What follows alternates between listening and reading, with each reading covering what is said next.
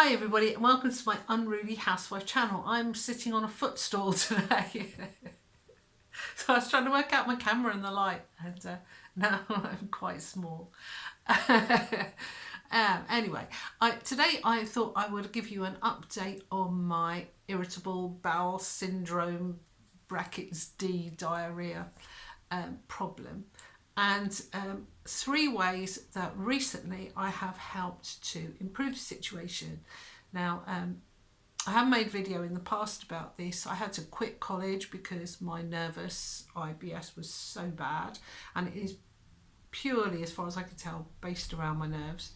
And you know, it's prevented me from traveling. It's making even small decisions like popping to the supermarket into big decisions that make me feel quite tearful, because I'm worried about leaving the house, not being near the toilet, and I walk around with a big kit of spare clothes and you know, tablets, Imodium and goodness knows what, toilet roll, baby wipes. So recently 3 things have come along that have improved my situation. I thought I'd share them with you now. And if you like this video, please hit that thumbs up, hit subscribe, hit the bell that tells you when I bring out new videos. Do all those things, because everything you do helps the creator, which is me. So it sounds like God. I don't mean God, I just mean the person who creates videos. Anyway, here we go. So I'm going to save the best till last, but I'm going to give you some good tips first of all. And tip number 1 is notice how you hold your stomach when you're getting IBS. Because one thing I've noticed that I do is I hold my stomach in really tightly and stuff. So I have to actually physically remind myself to relax my stomach. Now sometimes that isn't easy to do, and so I found that wearing a very good tight supportive pair of knickers really helps. Now my knickers are big, you know, big old armpit jobs. I don't wear thongs, you know, so I just bought some that are snug, you know, that support me a little bit. Or maybe you could even buy those ones with a control panel in the front. But so that's hint number 1, is support your stomach, and or at least notice how you're holding it. Pay attention to what's going on with that aspect of your body. Tip number 2 is, again, it's a physical thing, it's body language. Now we have a little supermarket down the road. It takes about 7 minutes to walk there. I don't drive. And I was quite upset when I found out that they didn't have a toilet for the public. But I thought to myself, well, I'm sure if I was desperate, they would let me use the staff toilet, you know. You can actually get a card that says this person needs to go into the toilet quite quickly. Please help them. But I haven't got one of those yet.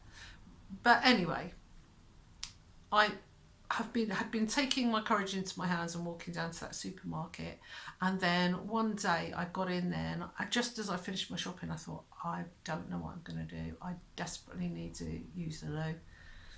And there's a woman on checkout who I'm quite friendly with, so I said to her, could I use the staff loo? I'm really sorry, but you know, I am about to have a major number 2 style accident. And she said, no, sorry, I can't use it. So I said, yeah, but I'm not looking about. I have a medical condition. I desperately need to use the loo. And she said, oh, it's all COVID-19 and no, you can't use it. And I said, well, I'll click. And she went, no, you can't use it. So I had to check my shopping out and walk home. I made it home by sheer force of will, but it was horrific, and I couldn't go to the shop for about 2 weeks, and I was in tears thinking about it, thinking, well, I live near this really good, in fact 2 quite nice supermarkets. I don't know if the other one would have let me use the loo, but anyway, I was completely freaked out. And then one day I was feeling pretty good, my stomach was settled, and I thought, I need to get over this. I need to go to that supermarket. It's only 7 minutes away. I'll buy a couple of things and walk home. How can I improve my chances of making it without having an accident? So I thought, body language, shoulders back, stand up, something I'd seen anyway. I'm like, stand up. And I thought to myself, I am a strong, independent woman. There is no way that I can tell myself that I can't go to the supermarket. It's only for a short while. So I walked down the road like Beyonce. If Beyonce's ever gone to the Aldi supermarket, right? Da, da, da, da, like this. I was like, yes, I'm strong, I'm intelligent, I'm generally healthy, I'm independent, and I am walking to the supermarket, honey. Nothing can stop me. And it really helped. It really did help my stomach. So that's tip number 2. You don't have to be Beyonce. Tip number 2 is get your body language to tell the rest of your body that you're fine. Do this, shoulders back, head up. It's hard to feel like stressed when you're doing that. You just feel better about yourself. So that's tip number 2. So tip number 1, support your stomach and notice what your stomach's doing and try to react accordingly. Tip number 2, Beyonce knows it everywhere you go. Yes, honey, you can do this. Tip number 3 is something that somebody on my Facebook told me, because I don't care who or where I go banging on about my bowels. Sorry, the light keeps changing, it's just nature. Tip number 3 is something somebody suggested to me on Facebook, one of my friends, and who hadn't heard about my bowels before. Where's she been? And she said, get some of this silicol gel. Anyway, silicol gel is colloidal silicic, is that even a word? Colloidal silicic acid, and it is amazing. It's vile. It tastes vile. It tastes like wallpaper paste with some little granules in.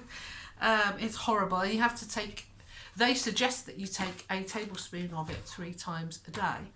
And it sort of lines the inside of your stomach, and it's meant to absorb bad things. I don't know. I'm not, it's not an advert for it here. I'm just telling you. If you take a tablespoonful, 15 mils, 3 times a day, I'm here to tell you now, it's that had the opposite effect on me. I couldn't go to the toilet at all. It might help for some people though.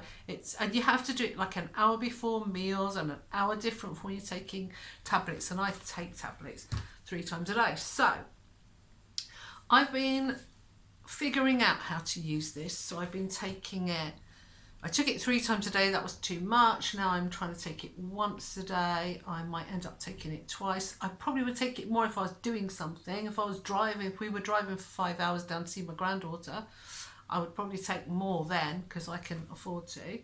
I suggested to somebody else who takes it, I could take it in conjunction with Imodium. She nearly had a heart attack. If she don't do that, you'll never go again.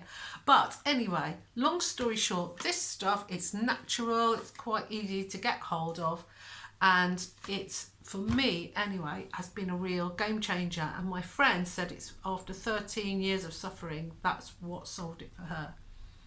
So, silicol gel, there it is. Give that a go, because it's well worth a trial. It's expensive. That 500 mils cost me £18, which is a lot. And especially if you're taking 3 tablespoons a day for 500 mils, that's a lot. But it is kind of worth it. And actually, you probably find out you don't need to take that much. So that's what I'm doing anyway. I'm trying to find my level. I'm trying to find a dose that keeps me balanced. What it does for me, it doesn't stop me feeling my nerves in my stomach. That would be a bit too much to ask. But instead of getting that just dreadful like punch in the stomach, instantly I need to do something, oh my god, like flooded feeling that I used to get, I now get like a warm hot kind of glow. I know I'm still panicking, I'm still worrying, but it doesn't affect me as badly. This seems to just like soothe my gut, surround it, and just contain the problem, and definitely gives me more time to react. And I often find that if I can just hold off and sort myself out, I can actually stop what used to be inevitable and get past it and be myself again. So that's it. They're the 3 things that I suggest you could do to help your IBS. I can't try the low FODMAP diet. I'm already eating like low carb diet because I have type 2 diabetes. It's just too complicated for me, so I haven't given that a go yet. I might try taking some things that replace the good flora in your gut or something. I might. Anyway, that's my story up till now. I hope that helps you. You might want to give that a go. And yeah, it's been nice talking to you again. I'm going to give you an update about our cats soon because cats have been a big part of our lives and quite a lot has changed. So, thank you for watching. I love you all. Bye.